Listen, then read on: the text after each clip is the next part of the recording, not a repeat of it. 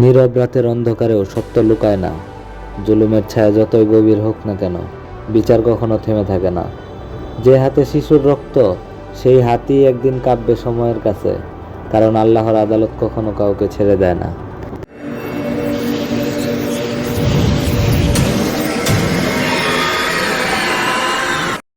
আজকের ভিডিওটা শুরু করতেছি হাসি দিয়ে না, কারণ আজকে মানুষ রোস্ট না, আজকে রোস্ট হবে মানুষের ভিতরে থাকা পশুটা। তো হ্যালো ভাই সাহেব, আসসালামু আলাইকুম অ্যান্ড ওয়েলকাম টু রোস্টিং আসর। তো কী অবস্থা সবার? আশা করি সবাই ভালো আছো অ্যান্ড বেশি বকবক না করে চলো ভিডিও শুরু করি। পাবনা সদর, উত্তর শালগাড়িয়া। একটা 9 বছরের মেয়ের চিৎকার চেপে গেছে জঙ্গলে, কিন্তু সমাজের চিৎকার বের হয় না এখনও। কারণ কারণ আমরা ভয় পাই বখাটেদের, কিন্তু বখাটেরা ভয় পায় না আমাদের নীরবতাকে। সবাইকেই বলতেছি, শোন একটা কথা শুনে নে।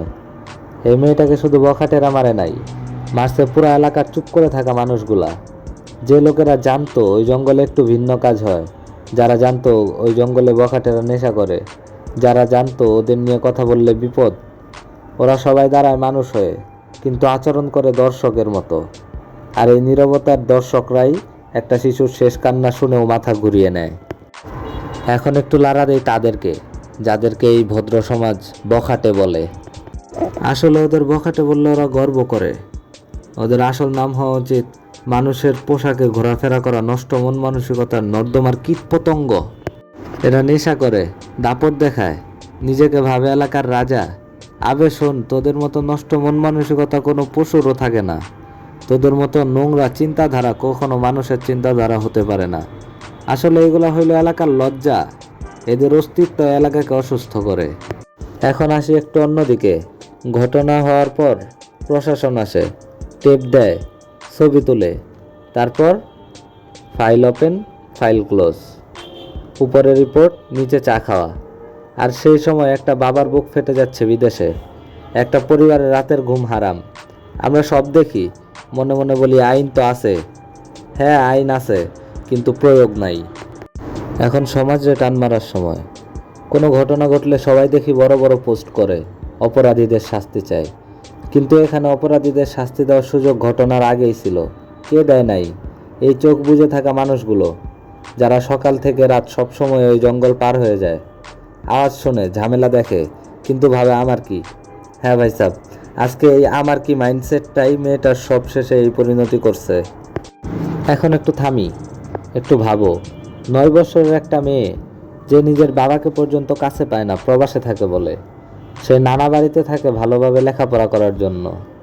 যার সামনে ছিল উজ্জ্বল ভবিষ্যৎ, স্কুল, খাতা, কলম, বই, হাজারো স্বপ্ন।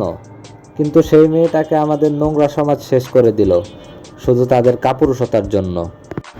বর্তমান বাংলাদেশের সত্য কথা বলতেছি। এদেশে অপরাধীরা দৌড়ায় না, দৌড়ায় ভুক্তভোগীর পরিবার। এদেশে অপরাধীরা মাথা উঁচু করে চলে, চোখ নামিয়ে চলে শুধু সাধারণ মানুষ।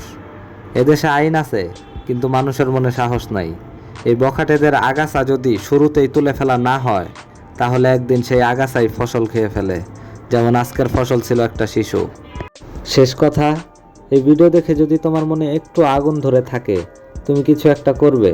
শুধু গলা না, মানসিকতা বদলাও। বখাটেদের দাপট কমে না পুলিশের গাড়ি দেখে, বখাটেদের দাপট কমে যখন সমাজ চুপ থাকা বন্ধ করে। তুমি যদি এলাকার অন্যায় দেখে চুপ থাকো, তাহলে কালকে ওই জঙ্গলে হাফসা নয়, তোমার ক্লাসের বাচ্চা, তোমার ছোট বোন অথবা তোমার আত্মীয় থাকতে পারে।